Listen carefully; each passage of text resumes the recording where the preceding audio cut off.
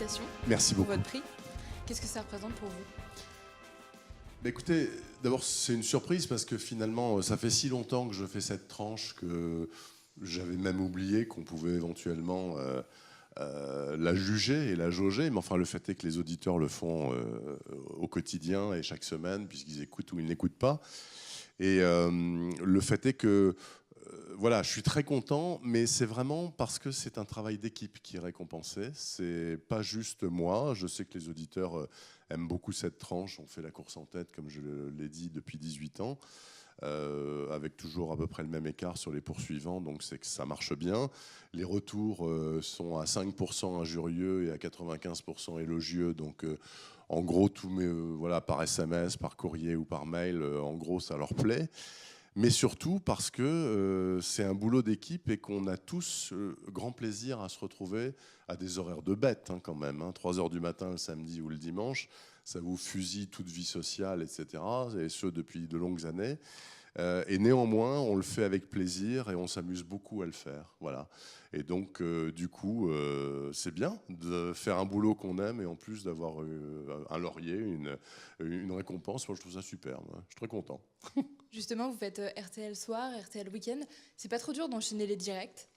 Si, c'est un petit peu délicat parce que je fais RTL soir le vendredi, donc j'arrête de bosser à 20h et je me lève à 3h du matin pour faire le lendemain matin. Donc ça fait pas beaucoup de temps pour dormir, manger, voilà, le fait est. Mais voilà, c'est la vie que j'ai choisie. Je la regrette pas du tout parce que la compensation professionnelle et personnelle est importante. Voilà, je travaille beaucoup quand je travaille et ensuite j'arrête de travailler et je fais autre chose pendant 3 jours par semaine. Mais les 4 jours où je travaille vraiment beaucoup à des horaires bizarres, c'est vrai, le fait est. Mais enfin bon. Et qu'est-ce que vous diriez à un jeune journaliste qui veut faire de l'information? Je lui dirais d'abord impérativement de faire une école.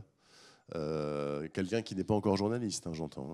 Donc de faire une école, pourquoi pas celle que j'ai faite moi, celle de Lille, qui à mon avis reste une des 2 ou 3 meilleures de France. Et ensuite d'avoir des certitudes quant à ce métier qui est en train de changer, qui est en train de devenir autre chose que ce que j'ai vécu moi il y a 30 ou 40 ans. Le fait est que c'est un métier qui change, mais il faut toujours se dire que c'est un super métier. Même si les conditions d'exercice de ce boulot sont plus difficiles, que la paupérisation de ce métier est évidente, que les contraintes financières notamment deviennent pesantes, etc. Ça reste un super, super boulot.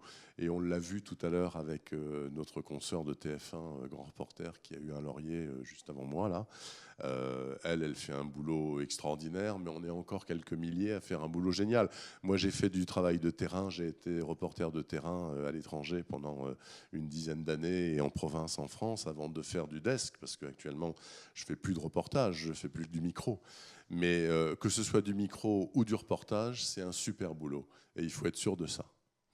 Eh bien, merci beaucoup et encore félicitations. Mais je vous en prie, merci beaucoup.